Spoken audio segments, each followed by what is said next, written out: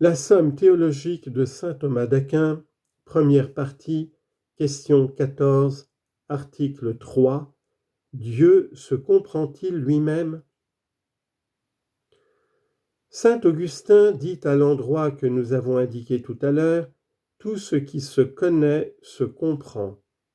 Or Dieu se connaît, donc il se comprend. Sommaire. Dieu se comprend puisqu'il se connaît autant qu'il est connaissable. Explication. Il faut dire ceci. Dieu se comprend lui-même. En voici la preuve. On comprend une chose quand on est parvenu au dernier terme de sa connaissance, c'est-à-dire quand on la connaît aussi parfaitement qu'elle est connaissable. Ainsi, on comprend une proposition quand on la connaît par voie de démonstration et non par des raisons de probabilité. Or, Dieu se connaît aussi parfaitement qu'il est connaissable. En effet, les choses sont connaissables, comme on le voit chez le philosophe, autant qu'elles sont en acte, car on les connaît parce qu'elles sont, et non parce qu'elles peuvent être.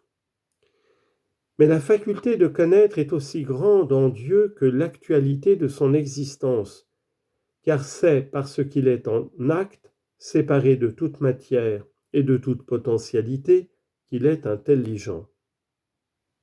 Donc il se connaît autant qu'il est connaissable, donc il se comprend. Première objection. Saint Augustin dit, dans la question 83-14, « Ce qui se comprend est fini pour soi. Or Dieu est infini de toute manière, donc il ne se comprend pas lui-même. » Réponse. Comprendre se dit dans son acception propre d'une chose qui en saisit une autre et la renferme. Or la chose ainsi comprise est finie parce qu'elle est contenue, bornée, limitée. Mais ce n'est pas de cette manière que Dieu se comprend, car son intelligence n'est pas une chose séparée de lui-même qui vienne le saisir, le renfermer et le circonscrire.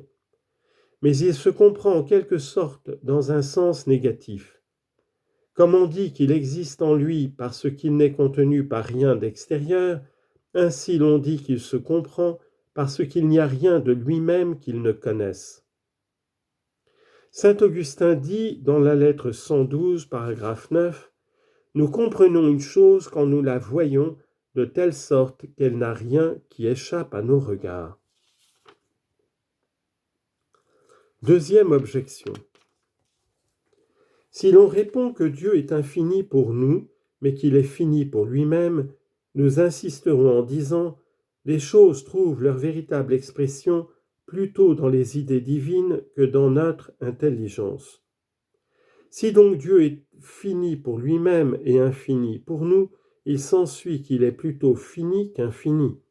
Or nous avons établi le contraire, donc il ne se comprend pas. Réponse. L'expression rapportée dans l'argument repose sur une espèce de comparaison. Quand on dit que Dieu est fini pour lui, cela veut dire qu'il ne dépasse pas plus son intelligence qu'un objet fini ne dépasse une intelligence finie. Mais cela ne signifie nullement qu'il se connaît comme un être fini.